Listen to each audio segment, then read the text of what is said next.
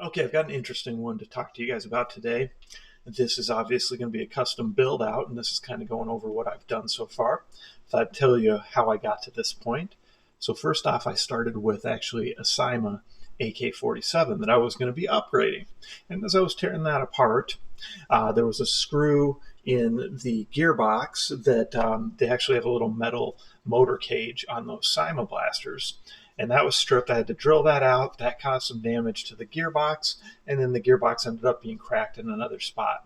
So I did not have an additional gearbox around, and I really only, I have what is sent to me and what I have on hand. And so I thought, well, we're going to go ahead and we're going to try to use some of these parts for something else cool.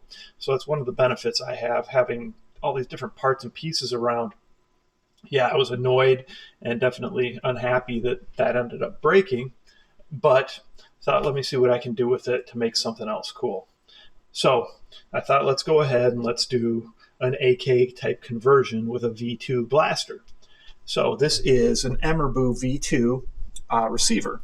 And the goal here was to be able to do a nice conversion that does not put a single hole into the actual factory or stock part of the blaster at all. And that way you could easily switch it back without ever having any damage to it. So that's kind of what I was going for here. All right, so I took a lot of the pieces from, well, not a lot, but several of the pieces from the Cyma AK, right? I took these pieces here.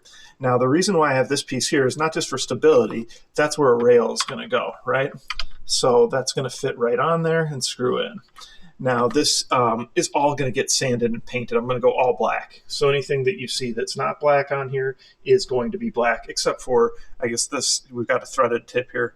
And then I just put that traditional AK tip on here. And this one, this flash hider, is a hop-up as well. So thought I'd go ahead. I wanted to incorporate the top dust cover piece. So to do that, basically I made a rail, and I'll show you that in a moment. And then that way, that slides on, and it's just a friction rail that slides on nice and tight. And then there's two screws here that screw down into the handguard, and there's heat inserts that holds it on there.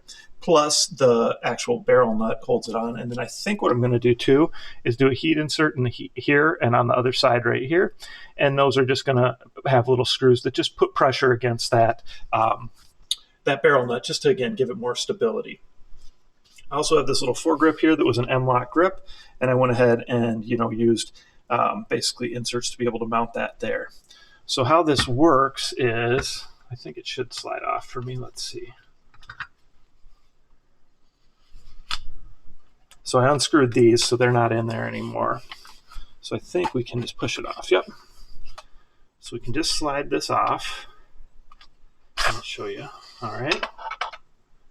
So again, did some modifications. This was an extra piece I had around. This was the outer barrel from the Cyma. And then you can see, of course, the metal inner barrel. And I just was able to make that in there nice and tight. And then you've got this piece that slides on, right? There's some spots in there that aren't really pretty because they're not going to be seen, and I had to actually melt to get it to fit perfect. So that's what's going on there. But this piece would just slide off, right? Like so, like that. So no damage at all. You can switch back to the stock barrel nut. You can put the stock handguard back on there. This just kind of shows you this just slides on, right? And I just wanted to incorporate even the little button there. And then this piece is your handguard, right? So again, definitely some finish work left that I'm going to do.